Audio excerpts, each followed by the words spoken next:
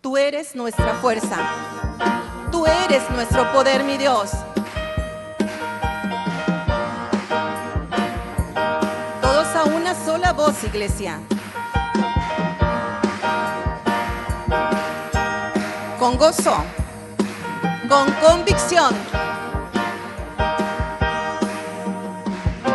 No temas delante de ellos, acuérdate de tu Señor. Dios grande y temible es Él. Él ha peleado y vencido en la cruz, orando delante del Padre por medio de Cristo Jesús. Los planes de los enemigos nada pueden con los hijos de Dios.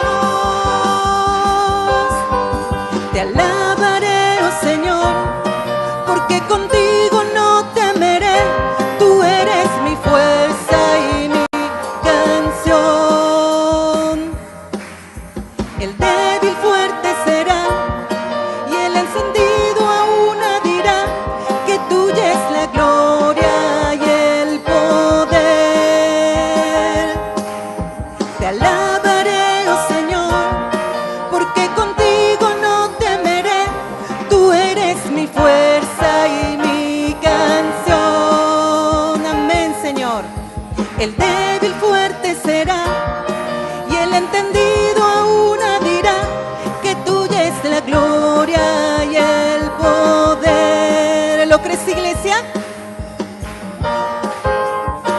Dile, Señor, tuya es la gloria, tuyo es el poder, tuya es la victoria, mi Dios. Todos juntos. No temas delante de ellos, acuérdate de tu Señor.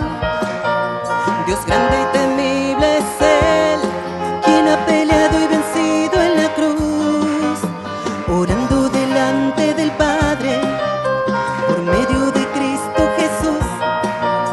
Los planes de los enemigos nada pueden con los hijos de Dios.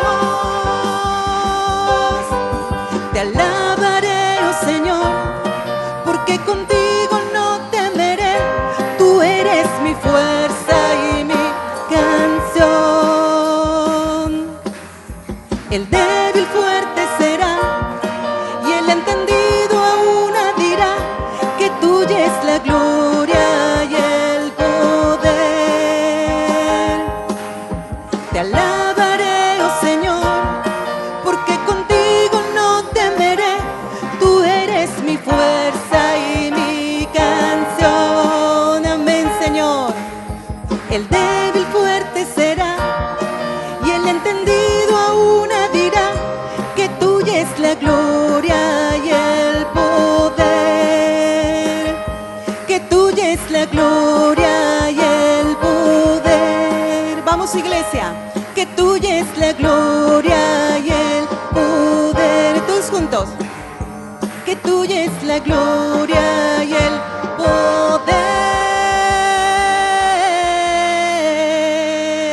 Amén, amén, Señor. Lo creemos. Gózate, iglesia. Este es un canto de victoria, es un canto de esperanza, un canto de consuelo al afligido. Gózate delante del gran Rey.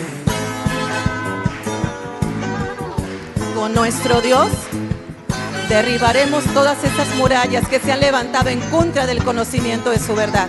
¿Lo creen, iglesia? Vamos a declararlo en esta mañana con convicción, sabiendo que Dios está con su iglesia y que ningún arma forjada se levantará en contra de ella. Con mi Dios yo asaltaré los muros, amén. Con mi Dios ejércitos derribaré. Con mi Dios yo asaltaré los muros. Con mi Dios ejércitos derribaré. Oh Señor, lo creemos.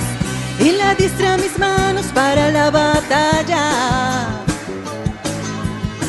Puedo tomar con mis manos el arco de bronce.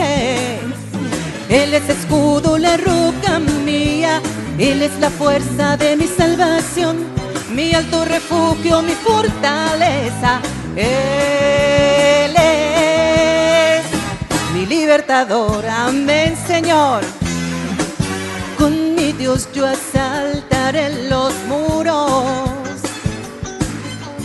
con mi Dios ejércitos derribaré. Lo creo, Dios, con mi Dios yo asaltaré los muros, con mi Dios ejércitos derribaré. Y la diestra mis manos para la batalla nos ha equipado. Puedo tomar con mis manos el arco de bronce. Él es escudo, la roca mía. Él es la fuerza de mi salvación, mi alto refugio y mi fortaleza. Él es mi libertador. Vamos, iglesia, que se escuche tu alabanza. Con mi Dios yo asaltaré los muros. Cántalo.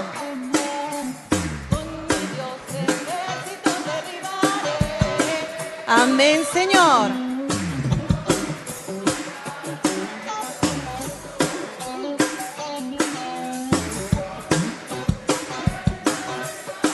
Amén, Señor. Y la diestra mis manos para la batalla. Puedo tomar con mis manos el arco de bronce. Él es escudo, la roca mía. Él es la fuerza de mi salvación, mi alto refugio, mi fortaleza. Él es mi libertador. Él es mi libertador. Todos juntos. Él es mi libertador. Amén, Señor. Tú eres quien nos ha hecho libres. ¿Y saben por qué, iglesia? Porque su mano nos sostiene. Gloria a tu nombre, mi Dios. Tu mano, tu diestra nos sostiene. Y su espíritu nos alienta. ¿Están listos para seguir adorando?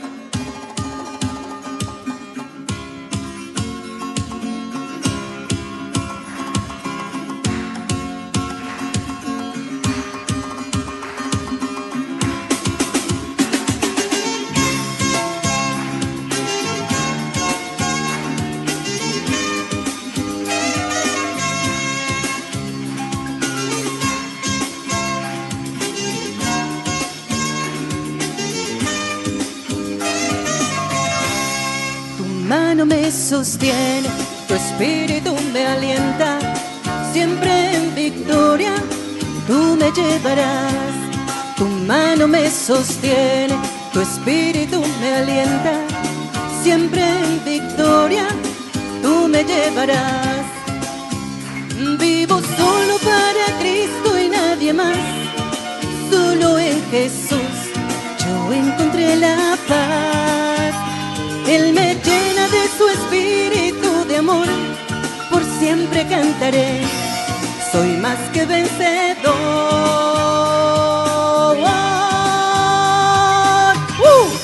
Tu mano me sostiene, tu espíritu me alienta, siempre en victoria tú me llevarás. Tu mano me sostiene, tu espíritu me alienta, siempre en victoria tú me llevarás. Vivo solo para Cristo y nadie más, solo en Jesús yo encontré la paz. Él me llena de su espíritu de amor, por siempre cantaré, soy más que vencedor. Su mano me sostiene, su espíritu me alienta, siempre en victoria tú me llevarás. Tu mano me sostiene, tu espíritu me alienta, siempre en victoria tú me llevarás. Ahora tu iglesia, tu mano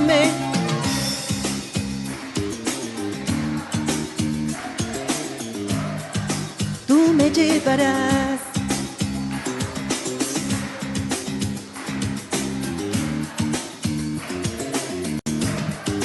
Tú me llevarás, tu mano me sostiene, tu espíritu me alienta, siempre en victoria. Oh, tú me llevarás, tu mano me sostiene, tu espíritu me alienta, siempre en victoria. Tú me llevarás, tu mano me sostiene, tu espíritu me alienta, siempre en victoria. Tú me llevarás.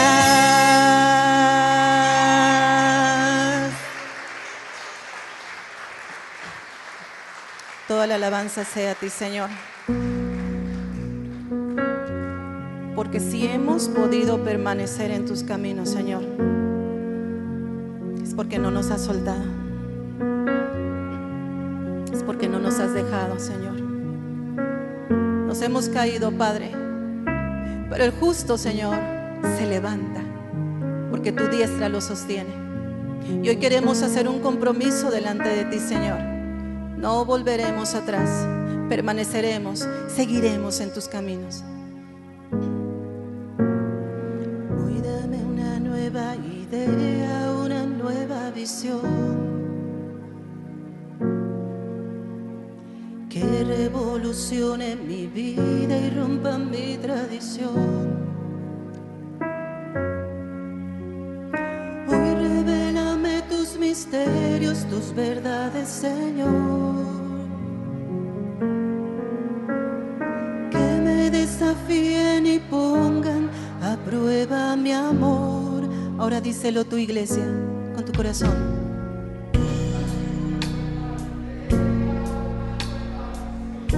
Escucha a tu iglesia, mi Dios, haciendo compromiso ante ti.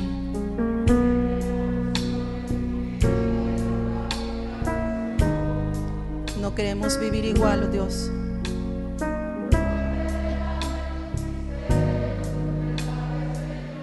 Habla, Señor, que tu pueblo escucha.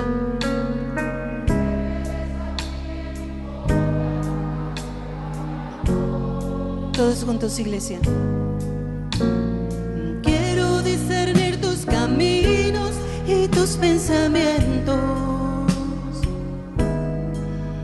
para ser llevado como la barca es llevada por el viento.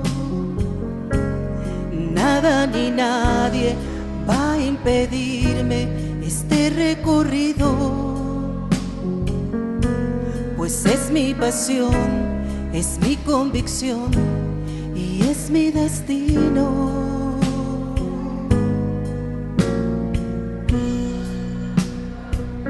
El cristiano persevera hasta la meta. Hoy dame unas. Escúchanos, Señor, es una necesidad. Hoy dame una nueva idea, una nueva visión, que revolucione mi vida y rompa mi tradición. Tú nos conoces, Señor. Hoy revélame tus misterios, tus verdades, Señor, que me desafíen y pongan a prueba mi amor. Si sabes lo que estás cantando, quiero discernir tus caminos y tus pensamientos, para ser llevado como la barca es llevada por el viento. Nada ni nadie va a impedirme este recorrido, pues es mi pasión, es mi convicción y es mi destino. Todos juntos. Quiero discernir tus caminos y tus pensamientos, para ser llevado como la barca es llevada por el viento. Nada ni nadie va a impedirme este recorrido, pues es mi pasión, es mi convicción y es mi destino.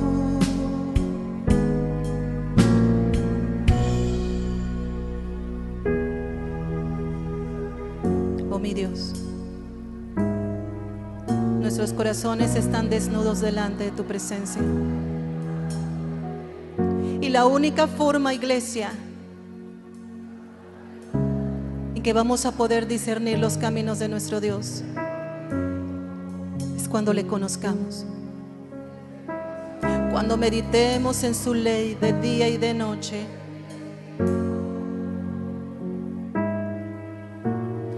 Hoy dame una nueva idea, una nueva visión, que revolucione mi vida y rompa mi tradición. Hoy revélame tus misterios, tus verdades, Señor, que me desafíen y pongan a prueba mi amor. Cantemos a nuestro Dios con el corazón, pero también cantemos a nuestro Dios con entendimiento. Hoy, Señor, hemos declarado que queremos discernir tus caminos, tus pensamientos, y te hemos dicho, Señor, que pongas a prueba nuestro amor. Iglesia, prepárate para la respuesta de Dios. Señor, tú sabes que es mi deseo agradarte, que es nuestro deseo rendirnos cada día a ti, vivir para ti, que tú seas el centro de nuestras vidas.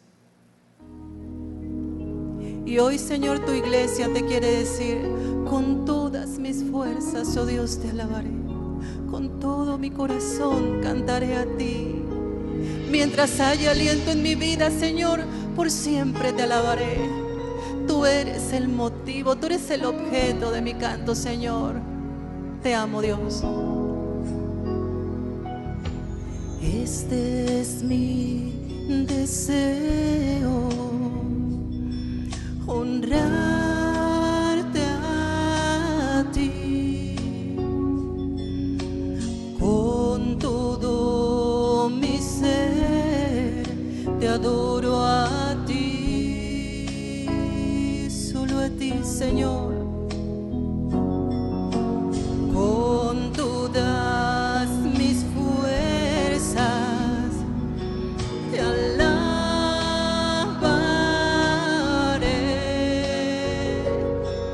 y mi adoración eres tú. Oh Señor, hoy te rindo mi ser, te doy mi corazón. Yo vivo para ti en cada palpitar, mientras haya aliento en mí. Dios, haz tu obra en mí. Hoy te rindo mi ser, te doy mi corazón. Yo vivo para ti en cada palpitar, mientras haya aliento en mí.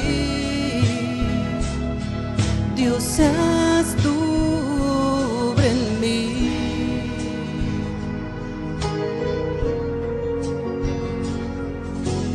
Este es mi deseo, honrarte a ti con todo mi ser. Te adoro a ti,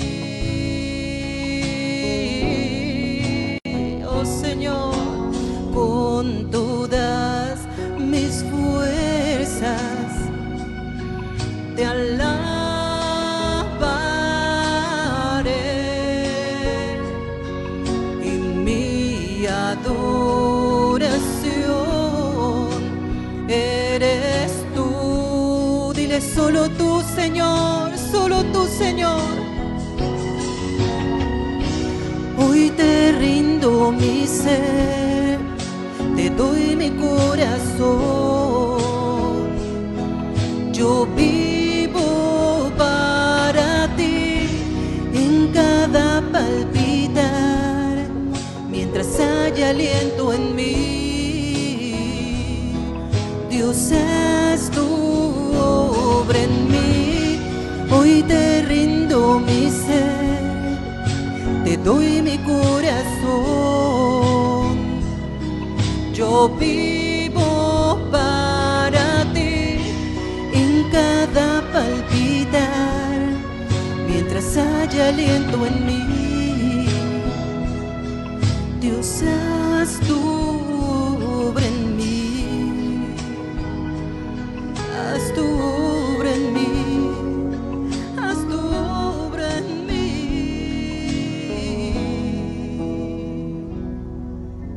El Señor en esta mañana, iglesia, nos responde que la obra que Él inició en nuestras vidas la seguirá perfeccionando. Dale gracias a nuestro Dios por esta preciosa obra de transformación que ha hecho en nosotros y que seguirá haciendo hasta que nosotros cerremos nuestros ojos en la tierra. Con mi alma, Señor, y todo el corazón te adoraré. Dile, dile, iglesia, te adoraré. Dile que le adorarás.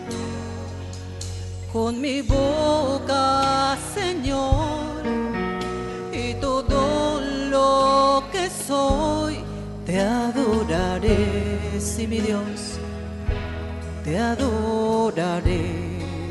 ¿Por qué, iglesia? Eres grande y todopoderoso. Él es nuestro Dios. Eres vida y aún mucho más. Eres paz, mi refugio y mi escondedero, mi amigo amado, en quien yo espero el día que mis ojos te verán. Un día te veré, Señor, con mi vida te adoraré.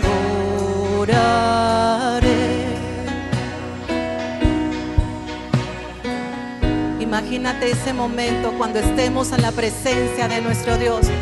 Un día nuestros ojos verán a nuestro Rey Salvador.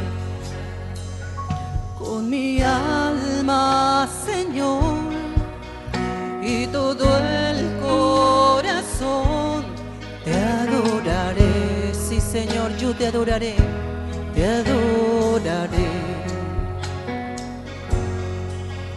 Con mi boca, Señor, y todo lo que soy te adoraré. Dile, iglesia, sí, Señor, te adoraremos, mi Dios, en la eternidad. Eres grande y todopoderoso.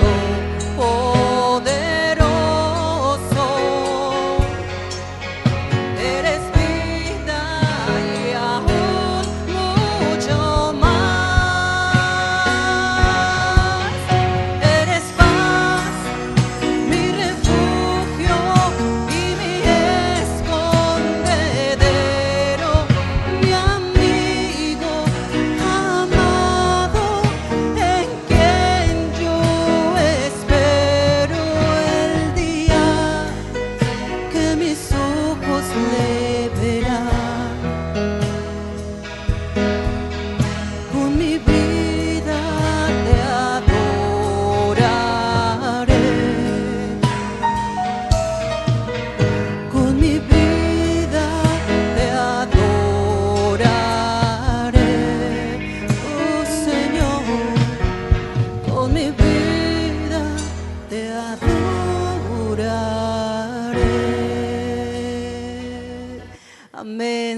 Señor. Con nuestra vida te cantamos, con nuestra vida te alabamos y con nuestra vida te adoraremos por siempre. Amén, Señor. Gloria a Dios.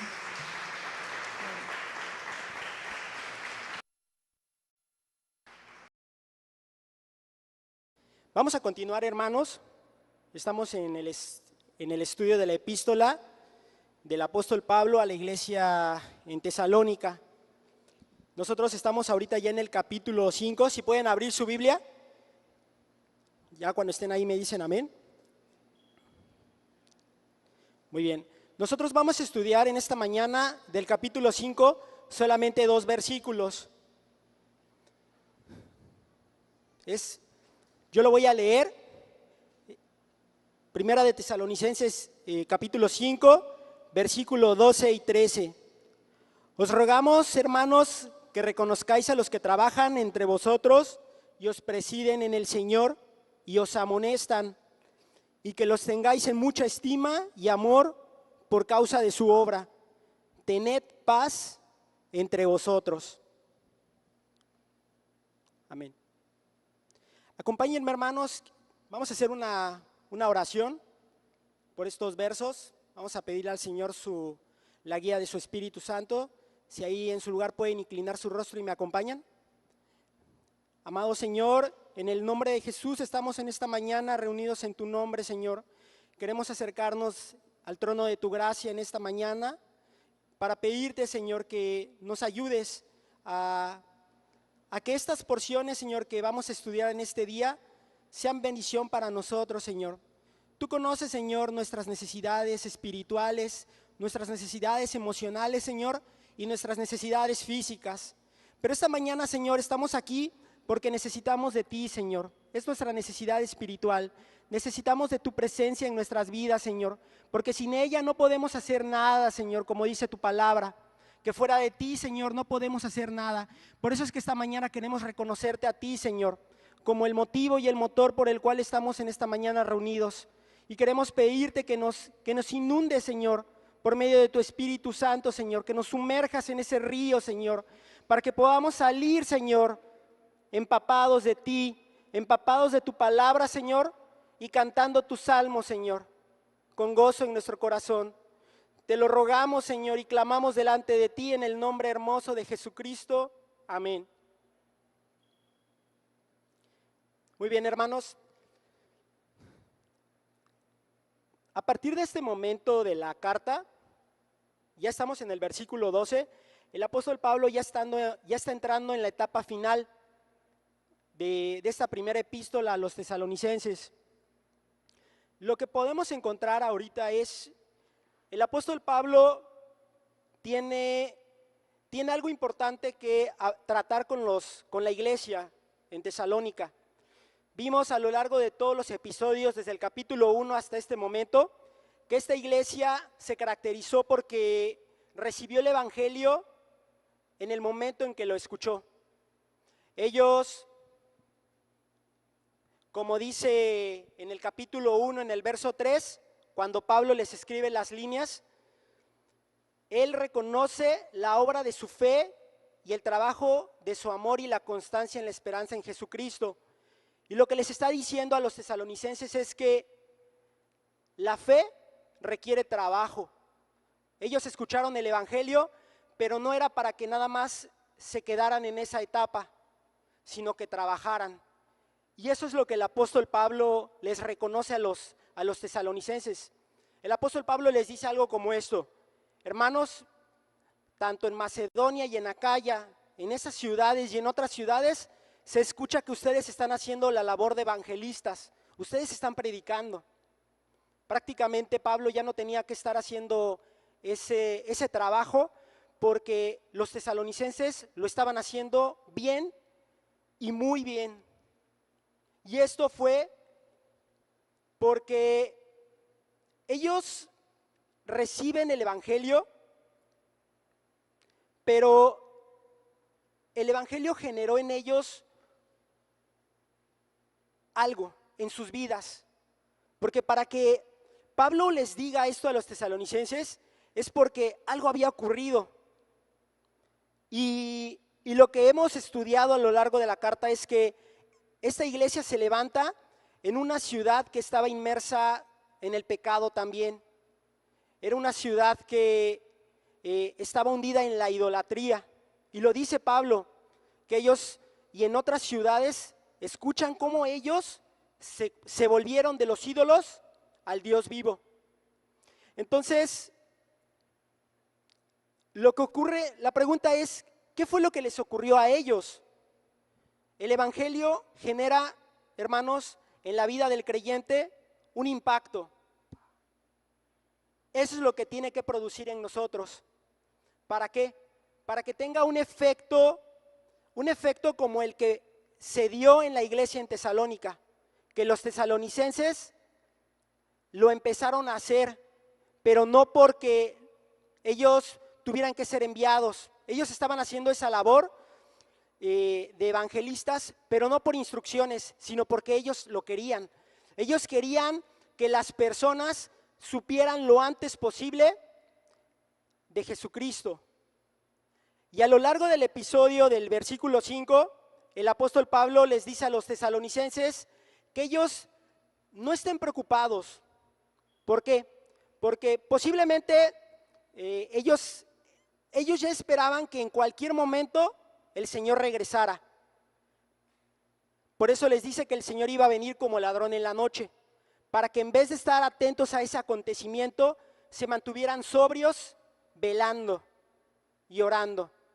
Es decir, estudiando la Escritura, escudriñándola, no quedándose sentados esperando a que Cristo descendiera del cielo. Los tesalonicenses posiblemente durante el tiempo que Pablo estuvo en esta ciudad, que fue muy breve, dice la Escritura, se acercaban a él y le preguntaban, Pablo, dinos, ¿cómo es el Señor? Porque Pablo tuvo ese encuentro personal con Cristo, con el Cristo resucitado. Pero posiblemente estos hermanos le decían, ¿cómo va a ser aquel día del regreso? ¿Cómo será? Dinos, ¿cómo lo podemos imaginar? Posiblemente Pablo cita las Escrituras y el Evangelio de Mateo, en el capítulo 24 se habla acerca del regreso del Señor. Y a lo mejor Pablo les dijo algo como esto: antes del regreso del Señor habrá gran tribulación en la tierra, cual no la ha habido jamás en la tierra. Y entonces aparecerá la señal del Hijo del Hombre en el cielo. Y verán, dice el Evangelio, y verán al Hijo del Hombre viniendo sobre las nubes del cielo. Y les pudo haber citado algo como lo que dice Marcos 13:27. Entonces Él enviará sus ángeles y juntará a sus escogidos de los extremos de la tierra hasta el extremo del cielo. Y les continúa diciendo lo que dice en la misma carta a los tesalonicenses. Y seremos arrebatados en las nubes a recibir al Señor en el aire. Yo creo que esto era lo que Pablo les estaba diciendo a los tesalonicenses cuando se imaginaran ese momento del regreso del Señor. Va a haber tribulación, pero no se preocupen. Aparecerá la señal del Hijo del Hombre en el cielo y lo verán venir. Él va a enviar a sus ángeles y los va a juntar a los escogidos y los va a arrebatar. Y nos van a arrebatar, dice Pablo, en las nubes y vamos a estar con el Señor. Así es como se lo tienen que imaginar. Pero a partir de ese momento solo trabajen y den a conocer el Evangelio. Y a partir de aquí es cuando el apóstol Pablo ahora sí entra en materia y les dice en el versículo 12, os rogamos, hermanos, que reconozcáis a los que trabajan entre vosotros, y os rogamos, hermanos. Este os rogamos es con lo que abre la porción Pablo, y es un acercamiento hacia ellos.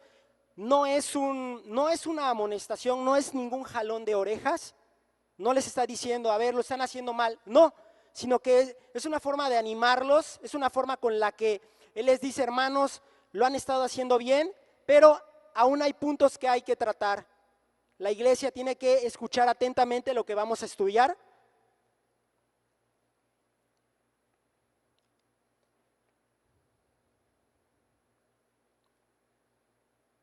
Y continúa diciendo, os rogamos, hermanos, que reconozcáis a los que trabajan entre vosotros.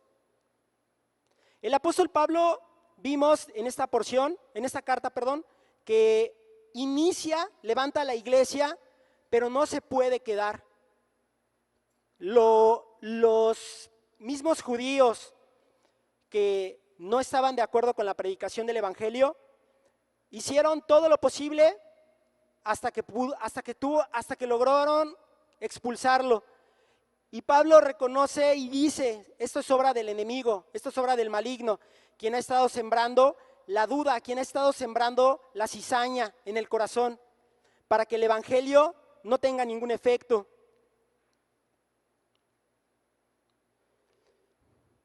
Y aquí Pablo les dice a los tesalonicenses, ustedes, hermanos, deben reconocer a aquellos que están entre ustedes, pero que están trabajando en el ministerio. En el Evangelio de Mateo, en el capítulo 4, versículo 17, se nos describe el ministerio del Señor. Y la iglesia en Tesalónica, cuando Pablo se va, continúa trabajando en lo que Pablo estaba haciendo. Entonces, ellos simplemente, los tesalonicenses, estaban haciendo la labor que el Señor había comenzado y que se nos describe en el capítulo 4 del Evangelio de Mateo.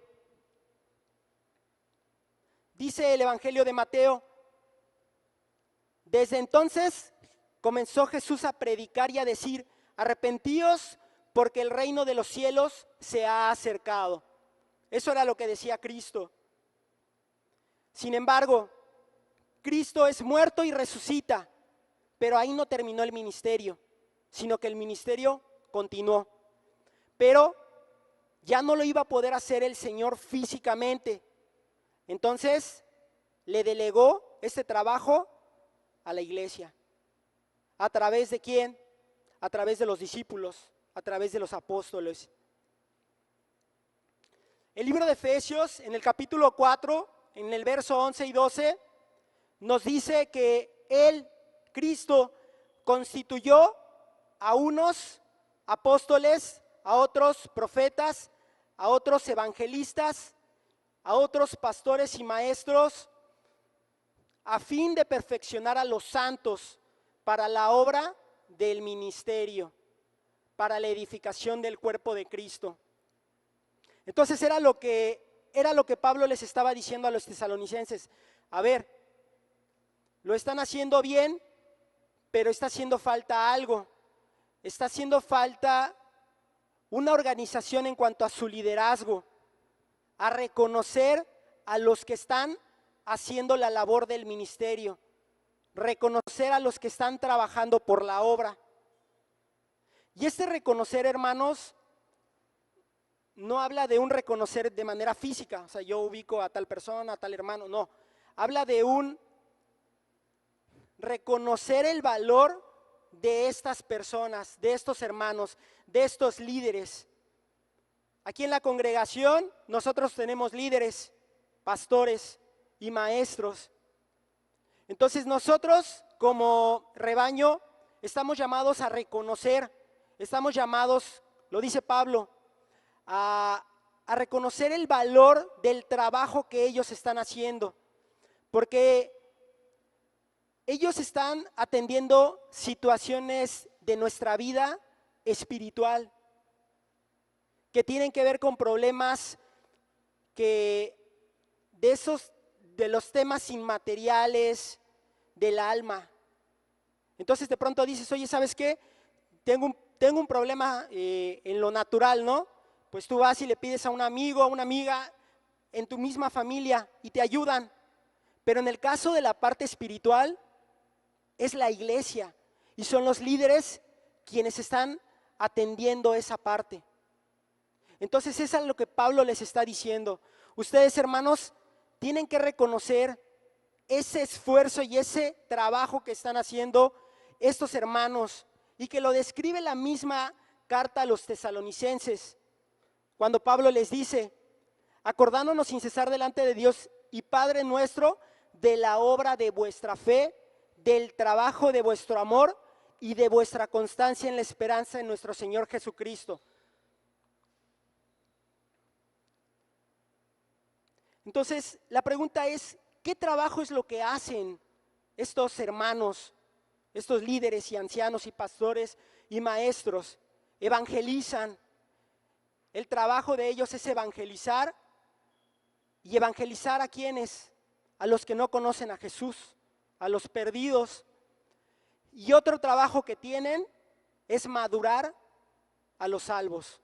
Que los que ya recibieron el evangelio empiecen a desarrollar todas las características que se describen acerca del fruto del Espíritu Santo.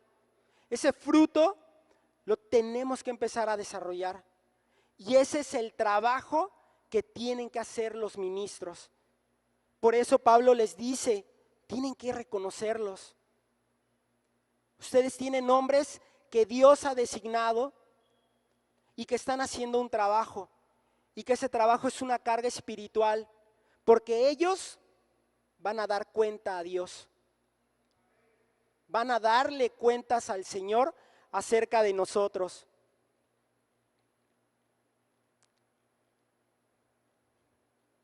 Entonces,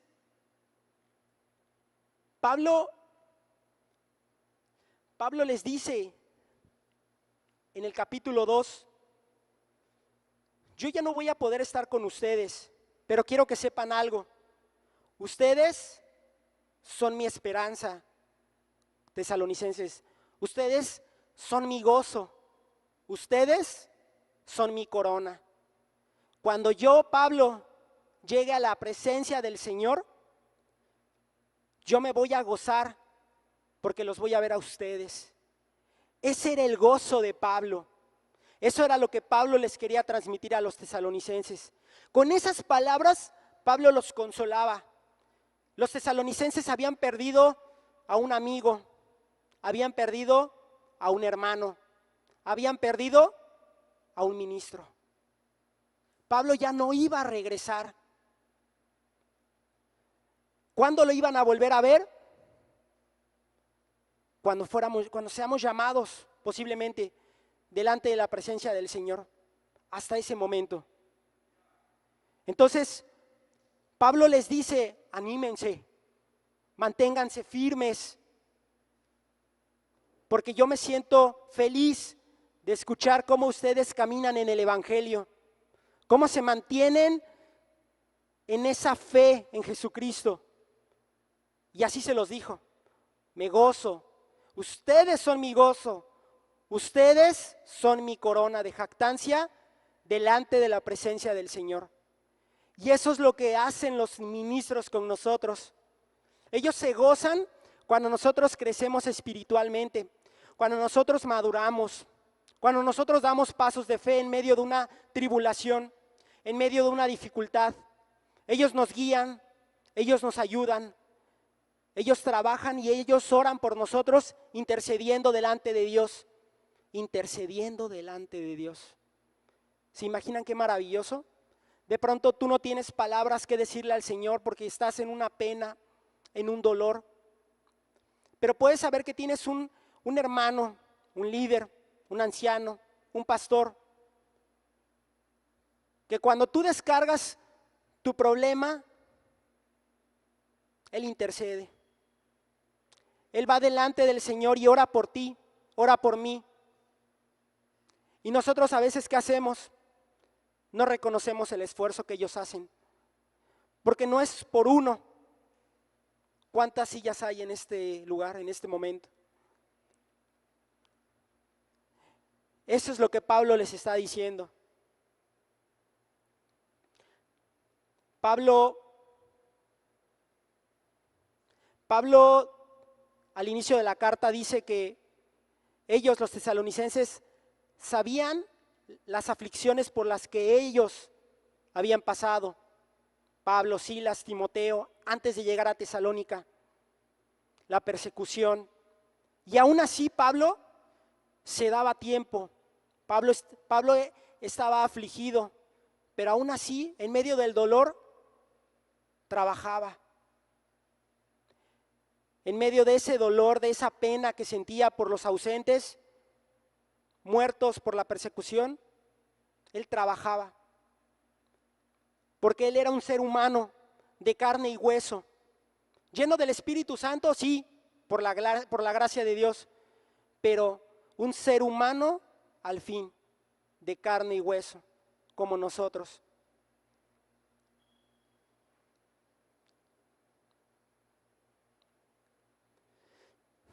Aquí hay una palabra en griego que describe la palabra trabajar.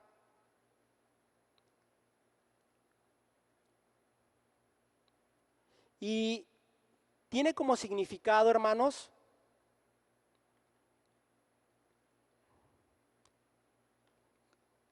la palabra en griego es kopiao y tiene como significado exhibir un gran esfuerzo y ahínco hasta el punto de sudar y quedar exhausto. No sé si alguna vez por causa del trabajo has quedado agotado. También me ha pasado, pero agotado al punto de que tú dices, ya salí de mi trabajo y tienes mucha hambre, pero de pronto llegas a tu casa y ya no ves ni la comida, sino te vas a acostar y ahí te quedas dormido. No sé si te ha pasado así, que se te conjuga el hambre con el cansancio, pero el cansancio es mayor y ya no comes, ya no cenas hasta el día siguiente que desayunas. Eso es lo que significa esta palabra kopiao. Ese cansancio, pero aquí lo que Pablo está diciendo es, hay un trabajo que hacen estos líderes y estos ancianos hasta el punto de quedar agotados.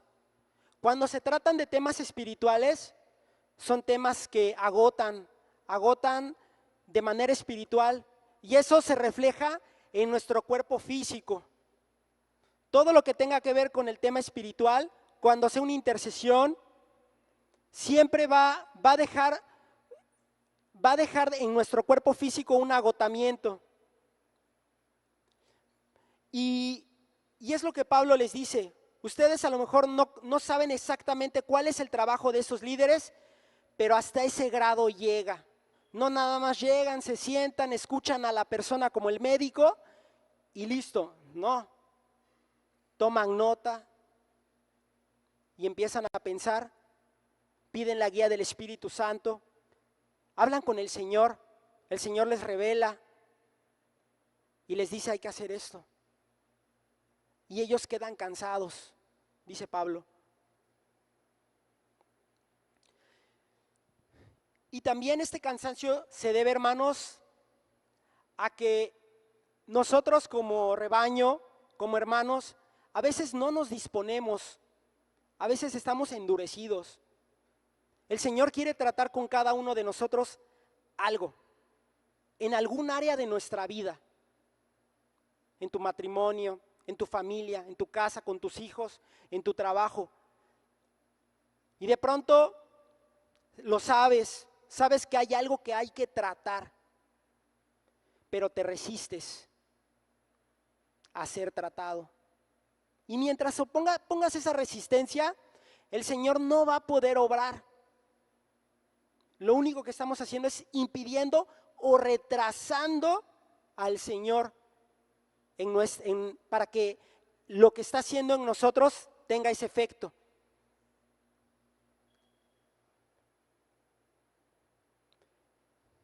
Efesios dice que ellos han sido puestos para perfeccionar, dice, a los santos para la obra del ministerio, para la edificación del cuerpo de Cristo.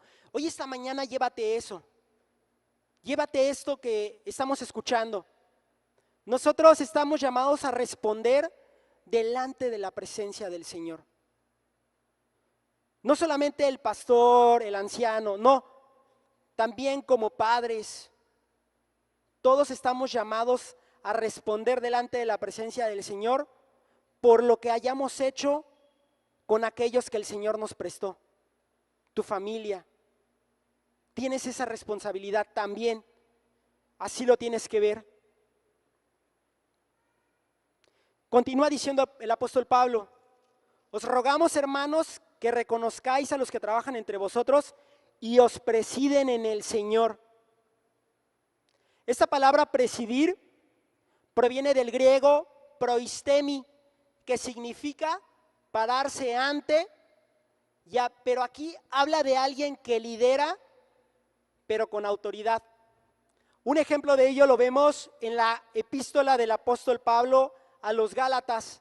El apóstol Pablo en la salutación abre de esta manera: Pablo, apóstol, no de hombres ni por hombre, sino por Jesucristo y por Dios el Padre, que lo resucitó de los muertos.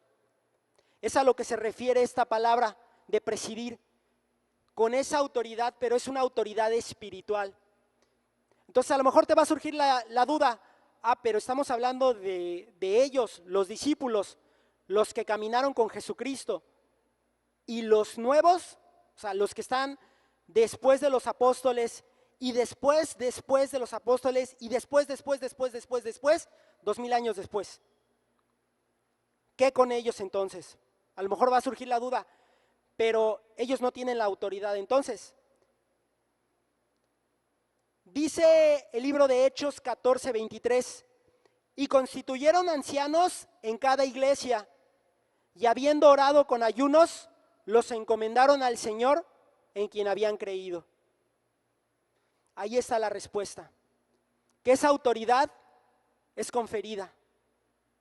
Cristo el Señor inicia el ministerio, se cumple la escritura acerca de Él, es muerto y resucita, le entrega a la iglesia este ministerio para que lo continúe, y 2000 años después continúa. La historia continúa, no se quedó ahí, no se quedó con la ascensión de Cristo al cielo, ahí no quedó el ministerio, sino que va continuando. Acompáñenme a la primera carta del apóstol Pedro y el capítulo 5. ¿Me dicen amén cuando estén ahí? Amén. Dice así, el apóstol Pedro dice así: ruego a los ancianos que están entre vosotros, yo anciano también con ellos y testigo de los padecimientos de Cristo, que soy también participante de la gloria que será revelada, apacentad la grey de Dios que está entre vosotros, cuidando de ella, no por fuerza, sino voluntariamente, no por ganancia deshonesta, sino con ánimo pronto, no como teniendo señorío sobre los que están a vuestro cuidado, sino siendo ejemplos de la grey. Así es como el apóstol Pedro dice que debe ser apacentada la iglesia, la grey de Dios, siendo ejemplo. Y aquí el apóstol Pablo también habla acerca de ser ejemplo. Al inicio de la carta, el apóstol Pablo nos dice que él trabajó. Él podía haber recibido de los tesalonicenses para sostenerse. Pero ¿qué pasó? No lo hizo, sino que él trabajó. Él mismo comía de lo que le pagaban, de lo que él hacía, del trabajo que hacía. En el libro de Hechos nos dice que él hacía tiendas. O sea, no era un apóstol que solamente se quedaba recibiendo, instruyendo y recibiendo, pero podía hacerlo. Porque es el trabajo del líder, es el trabajo del anciano. Lo podía hacer.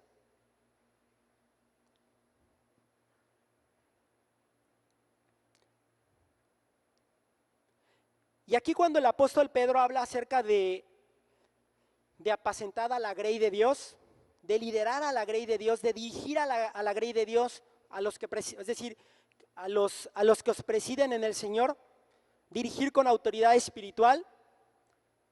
También nos alcanza de manera individual en nuestra casa, en nuestro trabajo, con nuestros hijos. Por ejemplo, en una empresa que no tenga un liderazgo establecido, renunció el jefe, ¿qué es lo que va a pasar? Pues digo, no sé si les ha tocado ver, sí me ha tocado verlo a mí, y siendo honestos, hay murmuración. No, que fíjate que aquel no lo hace bien, no, que por eso se fue el jefe, y que ya empiezan las murmuraciones. No hay un liderazgo. Y es a lo que Pablo está hablando. Se tiene que establecer este liderazgo para poder empezar a caminar, en el caso de la iglesia, en esa dirección espiritual que Dios quiere. Por eso habla de reconocer y de respetar esa autoridad. Y para el caso de las familias, también a las familias los alcanza. De pronto a lo mejor tú eres la cabeza, varón, y solamente aportas la parte financiera, pero de pronto la pregunta es, si a causa de aportar la parte financiera descuidas tu hogar, descuidas tu relación con tus hijos, descuidas tu relación con tu esposa, entonces hay una falla ahí. Es lo que Pablo nos está diciendo a nosotros, es lo que nos está diciendo la Escritura, que tenemos que estar alertas para detectar esas fallas que tenemos aún. Si escuchando esto dices, es verdad, de pronto esposo y esposa trabajan y la parte financiera descansa más sobre la esposa que sobre el esposo. Entonces, es importante pedir consejo, es importante acercarte a tu líder, es importante hablar. ¿Por qué? Porque el Señor nos quiere instruir. El Señor quiere que verdaderamente hagamos la labor no solamente en la iglesia, sino también en nuestras casas, partiendo de ahí. Porque nuestras casas son el reflejo de lo que somos. Un niño cuando habla, todo lo que habla es el reflejo de lo que sucede en la escuela, de lo que sucede en el hogar. Si hay pleito, te enteras porque el niño echa de cabeza a los papás. Y así pasa. Entonces este liderazgo se tiene que ejercer en todas las áreas de nuestra vida. Y eso solo por la gracia del Señor.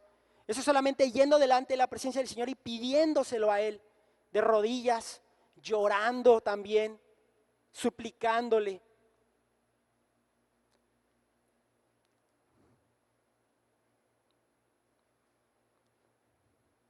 Y para el caso de la iglesia, el liderazgo que necesita la iglesia es el liderazgo bíblico y espiritual. Y la única persona o las personas que en este caso ejercen esa facultad son los pastores. Entonces, hoy debemos entender que todo lo que nuestros pastores nos dicen no es para hacernos enojar a nosotros. Todo lo que un líder o anciano nos dice no es para molestarnos. La palabra de Dios nos incomoda. De pronto nos dicen una palabra de exhortación, pero no es por mal. La tenemos que tomar como lo dijo el apóstol Pablo al inicio de la carta, que ellos recibieron el evangelio no como palabra de hombre, sino como palabra de Dios. Así es como tenemos que recibir la palabra de Dios nosotros, como lo que es palabra de Dios, no palabra de hombre. Y dice, continúa diciendo,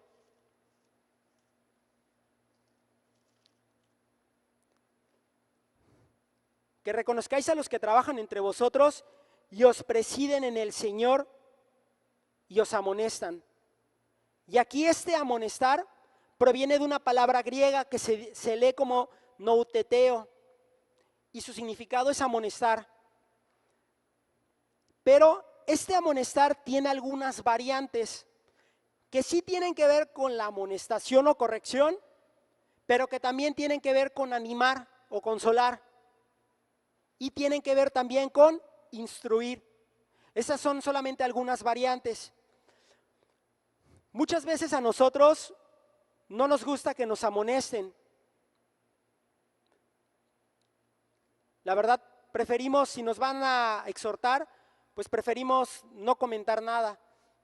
Si sabemos que yendo delante de nuestro líder, nuestro pastor, tenemos algo algo en nuestra vida, algún área en nuestra vida, cuando se lo comentemos, nos va a exhortar, pero de pronto preferimos, ¿sabes qué? No, prefiero no.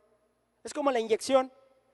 Estamos enfermos, pero si el médico nos dice, es necesario, ya no, cápsulas ya no, tienen que ser inyecciones. Cuando escuchamos inyección, lo primero que pensamos es dolor.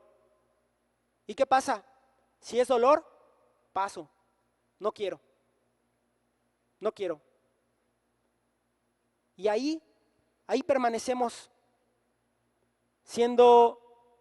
permanecemos en el pecado, permanecemos siendo zarandeados, pero hasta que tomamos la decisión de ir delante de nuestra autoridad y decírselo, ¿sabes qué? Está pasando esto en mi vida y no entiendo, ora por mí, puedes pedir eso.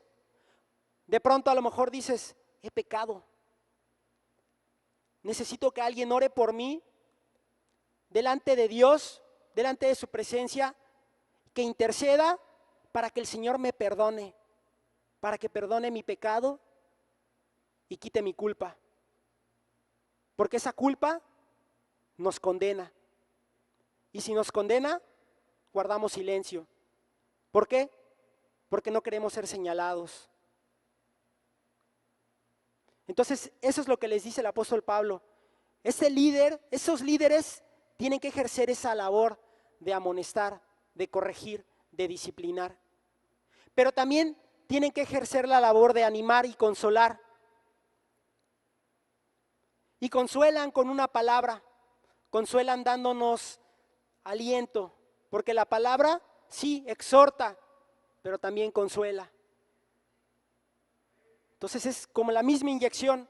Sabemos que va a doler, pero después viene la recuperación.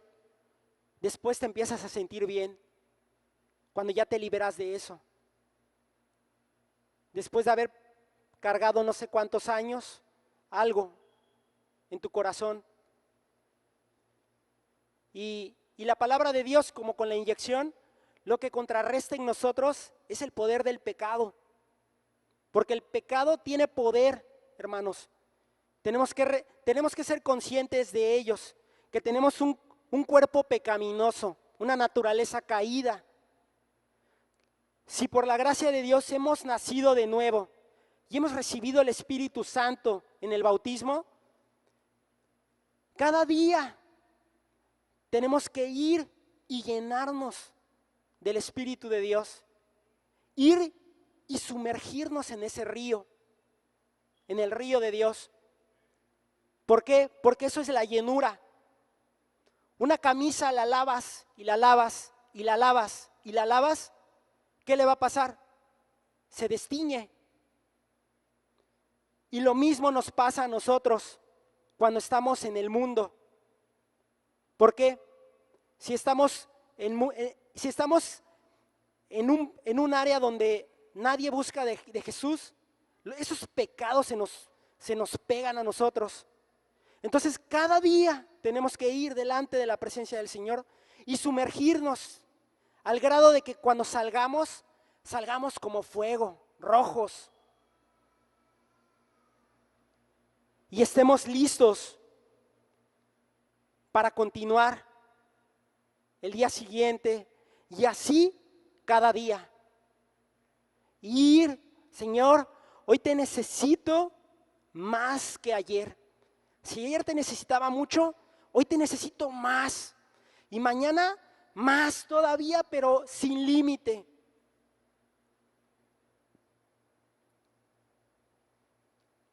Continúa diciendo el apóstol Pablo en el versículo 13, y que los tengáis en mucha estima y amor.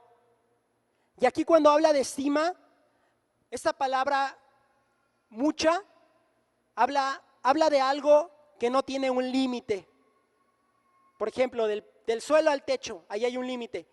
Pero medida, el significado de medida es, quitamos el techo y ¿qué queda? El cielo. Y después del cielo, ¿qué queda? El espacio. Y el espacio es infinito. Ya no lo vamos a poder alcanzar. Así, eso es lo que dice el apóstol Pablo. Ustedes tienen que tener en mucha estima a todos aquellos que hacen la labor en la iglesia. Y esa estima es una consideración a ese trabajo, a eso que están haciendo cada día, desde que se levantan, porque preparan un mensaje para bendición de nosotros. Preparan un mensaje que nos edifica. Van delante de la presencia del Señor y el Señor les da una palabra. Y esa palabra es la que el Señor quiere que nosotros escuchemos, porque es lo que necesitamos. Es esa medida que nosotros necesitamos, por la cual nosotros debemos estar clamando a Él por eso, para que Él nos dé esa palabra que estamos necesitando para seguir, para continuar y no desmayar y para permanecer.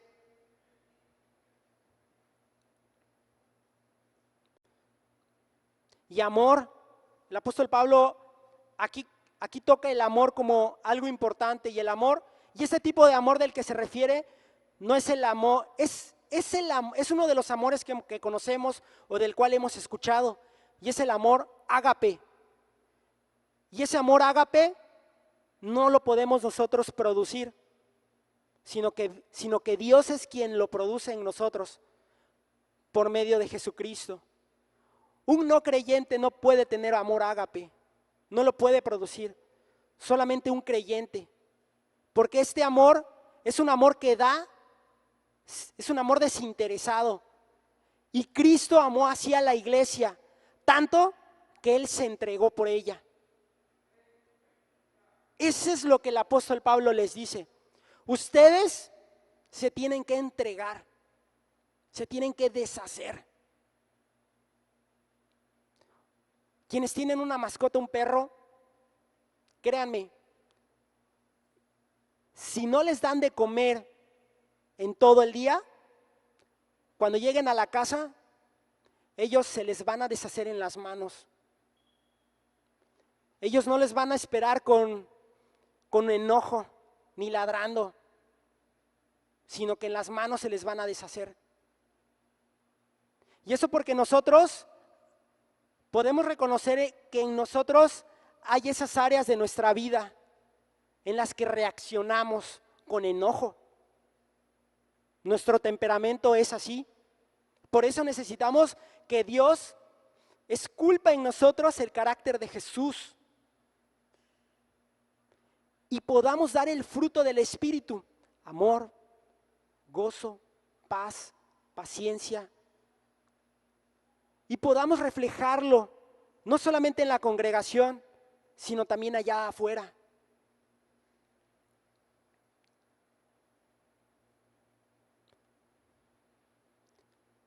Y esta estima, hermanos, de la que también habla el apóstol Pablo, tiene que ver con dejarnos pastorear. Como hace un momento les dije, de pronto nos resistimos, de pronto no queremos que Dios trate con nosotros algo en particular. Pero ¿qué va a pasar? Nos vamos a quedar estancados espiritualmente y no vamos a avanzar. Y sentimos, cada uno lo puede ver o lo puede sentir cuando estás avanzando espiritualmente, cuando estás creciendo, cuando estás madurando.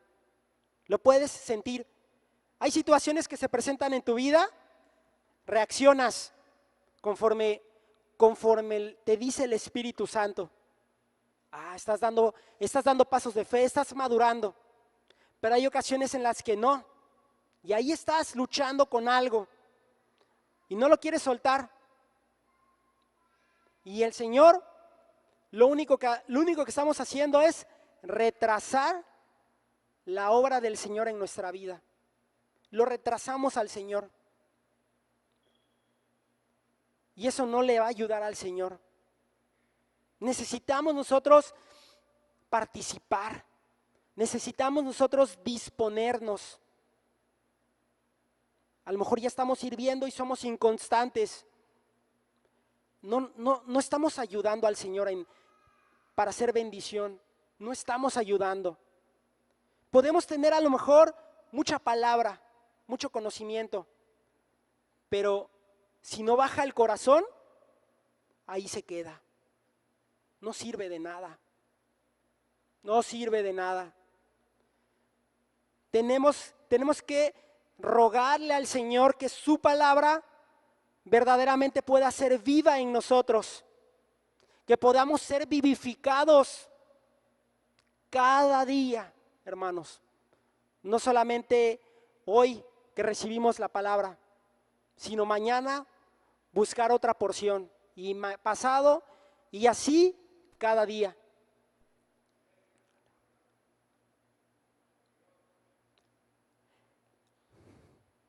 El título de esta enseñanza es La Iglesia, columna y baluarte de la verdad. La iglesia, hermanos, ha sido llamada para hacer ese soporte, esa columna que soporta el edificio, cuyo fundamento es Jesús. Jesucristo es el fundamento, pero nosotros somos las columnas. Y baluarte, porque tenemos nosotros que defender la palabra del Señor, tenemos que defender el evangelio, tenemos que defender la verdad. Lo que dice el Señor, lo que dice su palabra, lo que dicen sus mandamientos. En el día del juicio, así va a pasar. Estamos bajo la gracia, ya no bajo la ley, pero en el momento del juicio, nosotros vamos a experimentar los 10 mandamientos. Sí, robé, mentí, fallé, pero yo creí en Jesucristo. Y Él puso su justicia en mi corazón y ahora rechazo todo eso. Él cambió mi vida de esa manera en la que ahora sí se presenta la tentación, pero yo sé que en quién he creído. Por eso el apóstol Pablo les dice, pónganse la coraza de fe, protejan su corazón, protéjanlo. Esa coraza va a proteger tus pensamientos también. Y pónganse el yelmo de la salvación. El yelmo de la salvación. Cristo ya pagó por nosotros.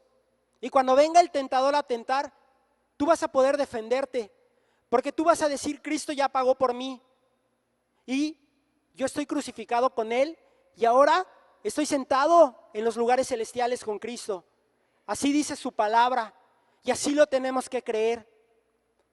Para ser fuertes, para ser columnas y para poder defender la palabra. Defender la palabra en nosotros. Porque el maligno va a querer sembrar dudas en cada uno de nosotros. Y por eso nosotros tenemos que estar alertas, despiertos, sobrios, como dijo el apóstol Pablo en el capítulo 5. No durmamos, hermanos, velemos.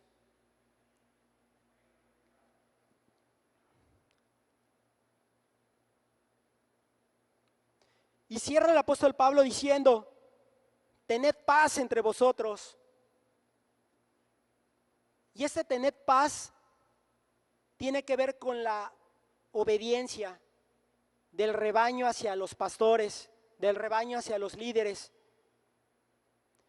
Hebreos 13:17 dice, obedeced a vuestros pastores y sujetaos a ellos, porque ellos velan por vuestras almas como quienes han de dar cuenta. ¿Qué quiere decir esto? Sí, obedezcan, pero sujétense porque ellos velan por nosotros como quien ha de dar cuentas. en este caso a Dios. Y esto se refiere a no despreciemos nosotros la enseñanza ni la supervisión que ellos tienen para con nosotros. ¿Estás en un grupo? ¿Te mandan un versículo? ¿Te mandan un devocional? Es bendición. Nosotros tenemos que tener un tiempo. Es algo que Dios nos está diciendo. Tenemos que tener un tiempo devocional cada día. Cada día. Tenemos que estar equipados y tenemos que estar armados para hacer frente en un mundo en tinieblas y que no conoce de Jesús. Porque allá afuera nos vamos a encontrar con personas que no lo conocen, pero que están endurecidos. Y que darles la palabra es igual que echar perlas a los cerdos. ¿Por qué? Porque ellos se pueden volver contra uno. Entonces, solo es orar, interceder hasta que el Señor permita un momento en el cual podamos nosotros entregar la palabra, utilizar la espada del Espíritu, que es la palabra de Dios. Entonces, cuando nosotros, hermanos, no obedecemos, lo que estamos haciendo es como despreciando a la iglesia que Jesucristo amó. Porque Él amó a la iglesia tanto que entregó su vida por ella. Entonces, si no somos conscientes de ello, nosotros no solamente lastimamos a la iglesia, sino que también lastimamos a Jesús, porque Él dio todo por nosotros. Y la pregunta es, ¿qué estás dando tú por Jesús? ¿Cuál es nuestra medida? ¿Hasta cuánto podemos dar de nuestro tiempo? ¿Hasta cuánto nos podemos sacrificar leyendo la palabra? ¿Hasta cuánto? Entonces, en esa medida es lo que va a determinar nuestro crecimiento. Y esta forma de tener paz en la obediencia está relacionada con la madurez espiritual a la que nosotros tenemos que llegar. Porque hay dos clases de cristianos, el maduro y el inmaduro. Y el inmaduro es un niño en Cristo. Entonces, tú esta mañana puedes hacer un análisis, haz un análisis dentro de ti y pregúntate si eres un cristiano maduro o un niño en Cristo. ¿Para qué? Para que verdaderamente nosotros podamos entender qué es lo que me está causando ese obstáculo y seguir avanzando y seguir creciendo. Entonces, hay decisiones, las decisiones que tomamos es lo que determinan si somos maduros o somos niños en Cristo. Porque hay creyentes que de pronto dicen, no, ¿sabes qué? Yo puedo llevar mi carga solo. Yo no necesito de la congregación. Yo no necesito de consejería, yo no necesito ser ministrado, yo no necesito de ayuda. Ese es un niño en Cristo. Y la iglesia necesita cristianos maduros. Porque son los que el Señor va a utilizar para la obra del ministerio. La pregunta es, ¿qué tipo de creyentes somos? ¿Estamos siendo columna y baluarte de la verdad? ¿O solamente tenemos conocimiento? Y este conocimiento ahí se quedó y no bajó al corazón y no produjo nada en nosotros. Y nos da igual venir el domingo, solo escuchamos, y así cada domingo, y cada domingo, y cada domingo, y nos acostumbramos, y así pasaron 20 años. Hasta que de pronto algo ocurre y dices, no puedo seguir así. Entonces es la exhortación del apóstol Pablo esta mañana de no esperar a que pasen 15 años luchando con algo. No esperar a que pase tiempo, sino a accionar, sino a actuar, sino a hacer, como le dijo el Señor a Josué, esfuérzate y sé valiente. ¿Va a implicar un sacrificio? Sí, pero créeme, la gloria postrera será mayor que la primera. Así lo dice su palabra, y su palabra es la verdad.